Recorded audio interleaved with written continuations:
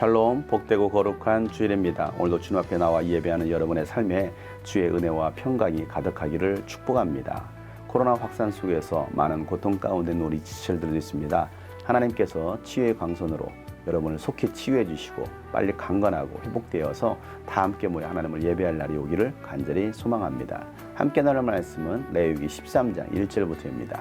주님께서 모세와 아론에게 말씀하셨다. 누구든지 살갗에 부스럼이나 뾰루지나 얼룩이 생겨서 그 살갗이 악성 피부병에 감염된 것 같거든 사람들은 그를 제사장 아론에게나 그의 아들 가운데 어느 제사장에 데려가야 한다. 그러면 제사장은 그의 살갗에 감염된 병을 살펴보아야 한다. 감염된 그 자리에서 난 털이 하얗게 되고 그 감염된 자리가 살갗보다 오목하게 들어갔으면 그것은 악성 피부병에 감염된 것이니 제사장은 다 살펴본 뒤에 그 환자에게 부정하다고 선언해야 한다. 그러나 그의 살갗에 생긴 얼룩이 희기만 하고 살갗보다 오목하게 들어가지도 않고 그곳에 털이 하얗게 되지도 않았으면 제사장은 그 환자를 이래 동안 격리시키기만 한다. 이래가 되는 날에 제사장은 그 환부를 살펴보고 자기가 보기에 환부가 변하지 않고 그 병이 그의 살갗에 더 퍼지지 않았으면 제사장은 그를 다시 이래 동안 더 격리시킨다. 이래째 되는 날에 제사장은 그를 다시 살펴보고 그 병이 사라지고 그의 살갗에 더 퍼지지 않았으면 제사장은 그에게 정하다고 선언해야 한다. 그것은 단순한 뾰루지일 뿐이므로 옷을 빨아 입으면 그는 깨끗하여질 것이다. 그러나 제사장에게 보여서 제사장으로부터 정하다는 선언을 받은 뒤에라도 그 뾰루지가 살갗에 퍼지면 그는 다시 제사장에게 그것을 보여야 한다. 제사장은 그것을 살펴보고 그 뾰루지가 살갗에 퍼졌으면 제사장은 그에게 부정하다고 선언하여야 한다. 그것은 악성 피부병이다. 사람이 악성 피부병에 감염되면 그를 제사장에 데리고 가야 한다.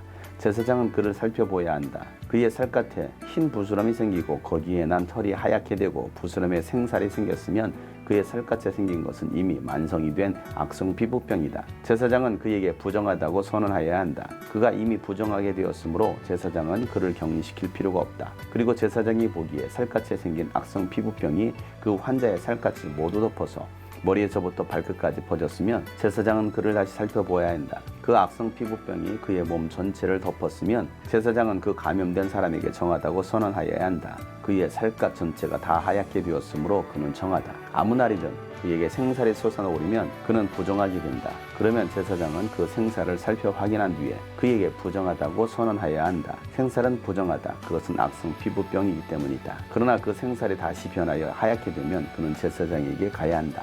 제사장이 그를 살펴보고 그 감염된 곳이 하얗게 되었으면 그 환자에게 정하다고 선언하여야 한다. 그는 정한 사람이다. 아멘.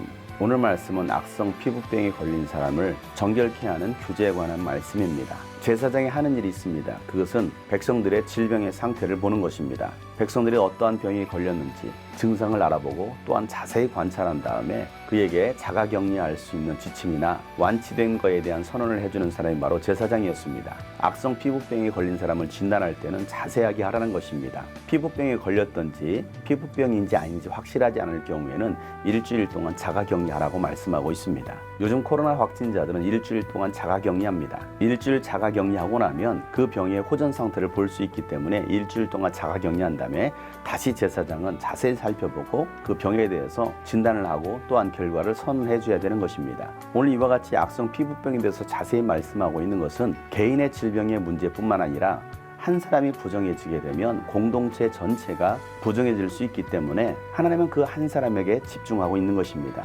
많은 공동체를 이루기 위해서는 반드시 한 사람의 구성원이 중요한 것입니다. 교회도 마찬가지입니다. 한 사람이 중요한 것입니다. 한 사람이 영적으로 병이 들면 공동체 전체가 병이 들 수 있습니다. 한 사람이 코로나에 확진되니까 그 주변 사람이 함께 확진되는 것처럼 그렇게 되면 공동체 전체가 자가격리를 하게 되고 모든 일에 있어서 중단되기 때문에 하나님은 그 한 사람에게 집중하고 있는 것입니다.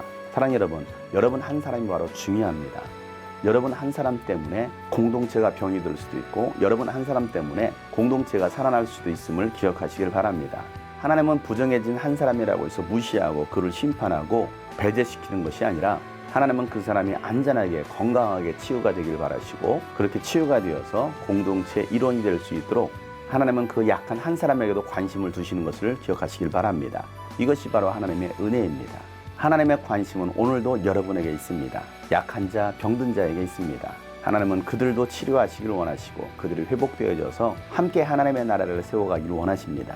우리 모두 그 한 사람에게 집중하고 그 한 사람을 치유하고 회복시키는 일에 모두가 하나가 되기를 간절히 축복합니다. 샬롬.